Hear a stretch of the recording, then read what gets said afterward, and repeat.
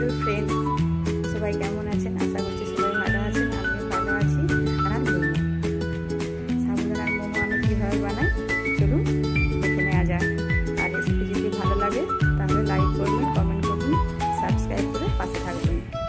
মোমো তাই আমি এখানে সাবুদানা ভিজিয়ে দিয়েছিলাম প্রায় 3-4 ঘন্টা আগে। সুন্দরভাবে ভিজে গিয়েছে একদম। এই সাবুদানাটাকে আমি এবারে জলটা ভালোভাবে ছেঁকে নেব।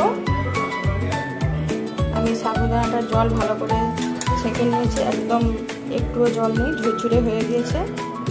এখন আমি একটা এতে দেওয়ার জন্য, মোমোতে দেওয়ার জন্য পুর বানিয়ে নেব। আর সেই পুরটা হবে পনির দিয়ে। পুরটা আমি বানাবো, তাই জন্য আমি এখানে কিছুটা পনির নিয়ে নিয়েছি। আর পনিরের সাথে আমি দিয়ে দেবো একটু কাঁচা লঙ্কা কুচি, জিরে গুঁড়ো,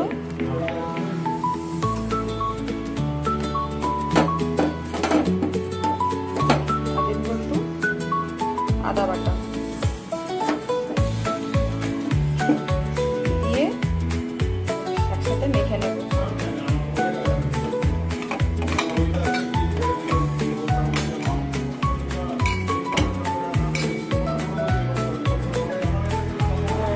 অল্প একটু চিনি দিয়ে দিলাম, অল্প একটু লবণ দিয়ে দিলাম, আর একটু আমি লঙ্কা গুঁড়ো দিয়েছি। দিয়ে সব আবার একসাথে মেখে নেব।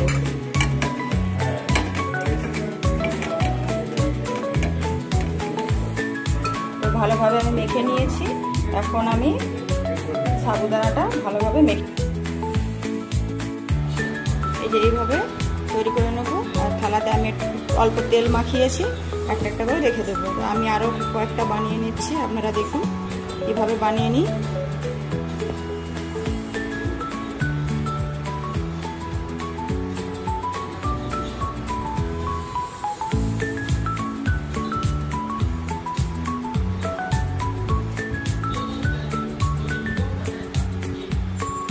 এভাবে আস্তে আস্তে গোল করে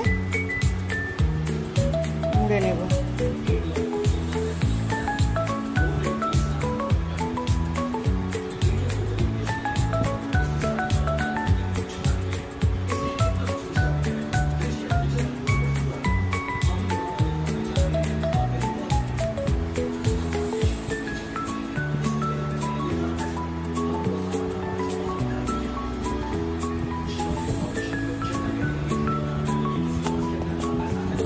আর একটা আমি বানিয়ে নিচ্ছি।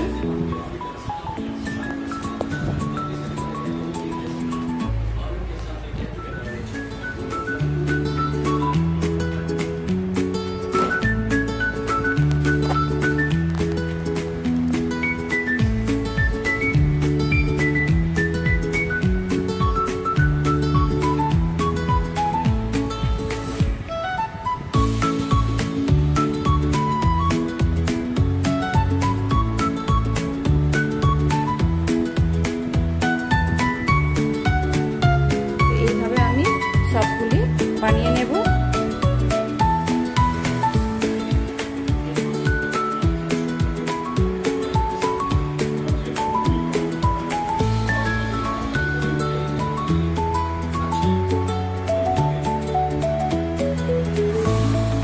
তো আমার এই মোমোগুলো বানিয়ে নিয়েছি, এতগুলো হয়েছে। এখানে আমি একটা এরকম ছিদ্রযুক্ত থালা নিয়ে নিয়েছি। এটাতে আমি একটু ভালো করে তেল বুলিয়ে নেব। একটা গোড়াতে জল করতে বসিয়ে দিয়েছি, তাতে একটা স্ট্যান্ড দিয়ে দিচ্ছি। এবারে থালাটা তাতে বসিয়ে দিলাম।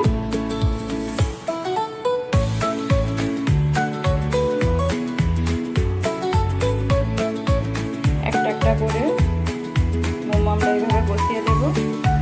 একটু ছাড়া ছাড়া বসিয়ে দেবো, যেমন একটার সাথে একটা গায়ে লেগে না যায়।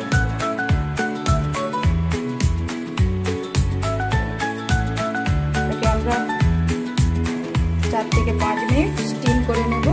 একসাথে সবগুলো দেবো না। দিয়ে আমি এখানে থালা ঢাকা দিয়ে দেবো। থালা ঢাকা দিয়ে দিয়েছি এখানে। এবার 4 থেকে 5 মিনিট স্টিম করে নেব। আমার ভিডিওগুলি যদি আপনাদের ভালো লেগে থাকে তাহলে সাবস্ক্রাইব করে পাশে থাকার অনুরোধ রইল। আমার এখানে মোমোগুলো স্টিম হয়ে গিয়েছে। এখন এগুলোকে নামাবো না, ঠান্ডা করে তারপরে নামাবো। তো ঠান্ডা করার জন্য আমি নিয়ে যাচ্ছি এখন, তারপরে আপনাদেরকে দেখাচ্ছি। আপনারা দেখতে পাচ্ছেন এগুলো ফুলে কতটা ফুলে উঠেছে ভাপানোর পর, আর একদম কাঁচের মতো স্বচ্ছ সাদা দেখাচ্ছে। ঠান্ডা হয়ে গিয়েছে, আমি এখন একটা একটা করে থালাতে তুলে নিচ্ছি। আর বন্ধুরা দেখুন কত সুন্দর হয়েছে, একদম কাঁচের মতো স্বচ্ছ সাদা দেখাচ্ছে, পরিষ্কার আর একদম নরম তুলতুলে হয়েছে।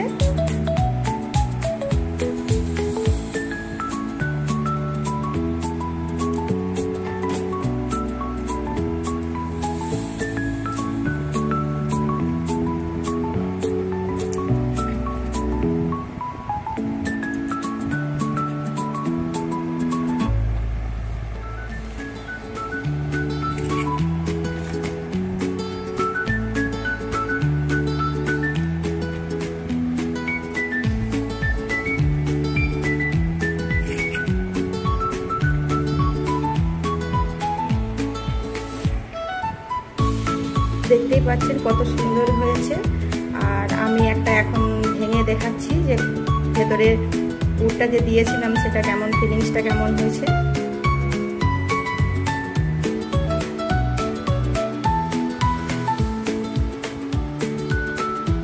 এই দেখুন ভেতরটা কত সুন্দর, একদম পুরে ভরা, একদম নরম তুলতুলে কাঁচের মতো স্বচ্ছ পরিষ্কার।